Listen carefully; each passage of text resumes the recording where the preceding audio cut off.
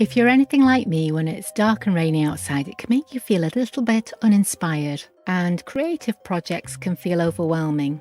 So this week, I wanted to make something small and simple. And I thought, why not try a miniature textile art fox? I love foxes and I love making tiny things, and that sounds easy enough. I think that's manageable. Then what could go wrong? I've made a new template for this one, which is basically a side-facing silhouette. So the head and body is just two pieces of fabric sewn together.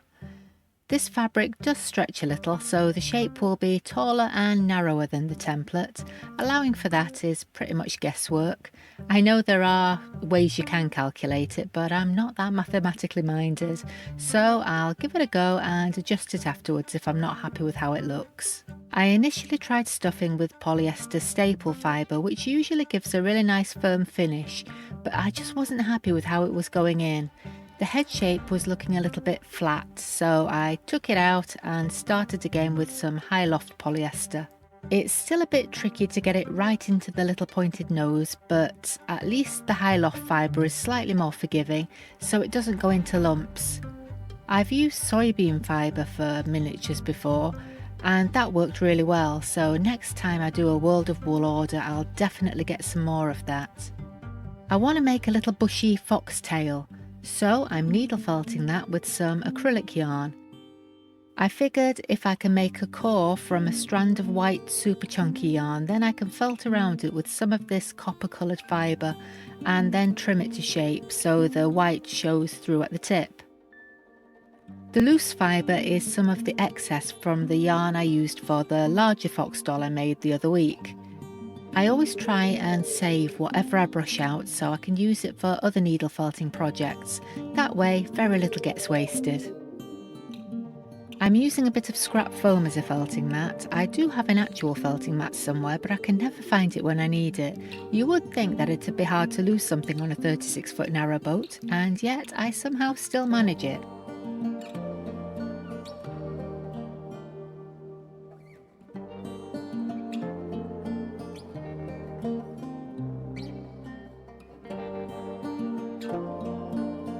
That just needs trimming into a foxtail shape. I want to paint the body before I sew the tail on, so I'll come back to that later. If you're enjoying this video, by the way, please don't forget to hit the like button and let me know. You can also subscribe if you like so you don't miss the next one. If you'd like to support the channel further, super thanks are always appreciated, and you can find some of the things I have for sale below the video. Foxes have these cute little black paws, so I wanted to try something a little bit different and needle felt them with some of the black polyester. I can then sew them onto the front of the body to stabilise it so it stands up on its own. It's been a while since I needle felted anything this tiny. It's a little bit fiddly, but it seems to be working. They need a bit more detail, so I'm using some top stitch thread to create toes. I will put links to any tools and materials that are widely available in the description. If I don't have a link, it's usually because I bought something locally or it's no longer available. I'm not 100% convinced that the needle felted paws are going to work on this one, but I'll come back to those once I've done with the painting. I use artist's acrylics for painting on fabric with a bit of fabric medium mixed in to make it more flexible. Titanium white is nice and opaque, so I use that for the white bib on the front.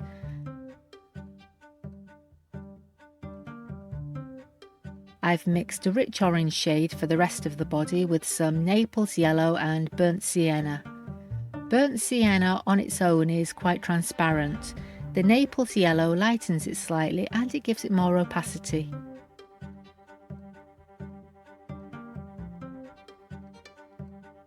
I painted the backs of the ears in black. I was going to leave the inner ear as the natural tan colour of the fabric, but the black has bled through to the front a little bit, which is annoying. Ideally, I should have backed the ear fabric with some interfacing, but you live and learn. I'll paint the front with some Naples yellow and hopefully that should cover that black mark.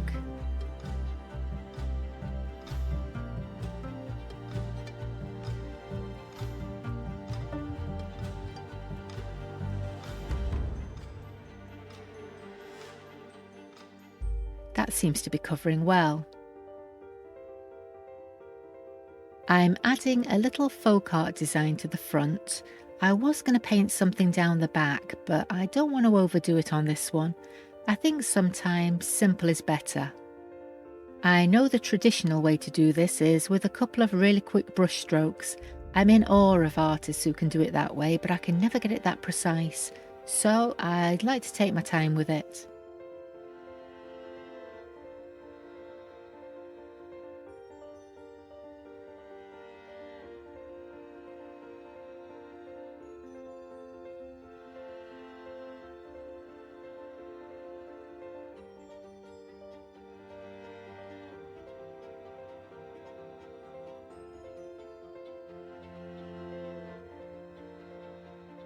I'm starting to see that mischievous little personality coming through now.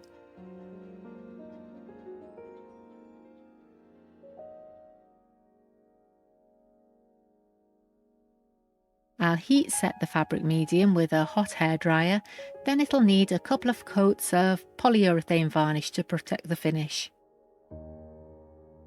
This is a satin finish varnish, so it's pretty much invisible once it dries. I might add a dab of gloss to the eyes and nose though, just to bring them to life a little bit. Okay, so I've started stitching the paws onto the front, and I don't think I like them. They look too big and clumsy and they're not quite sitting right.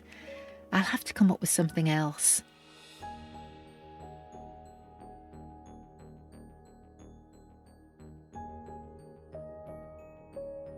I could use some of these little silver tone beads, but they're still not quite right.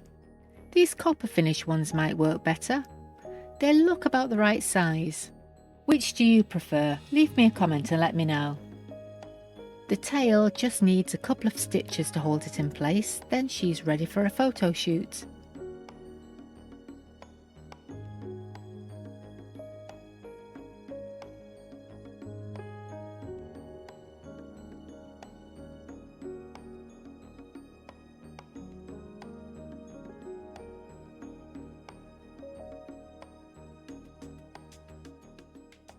I've named this little one Maple.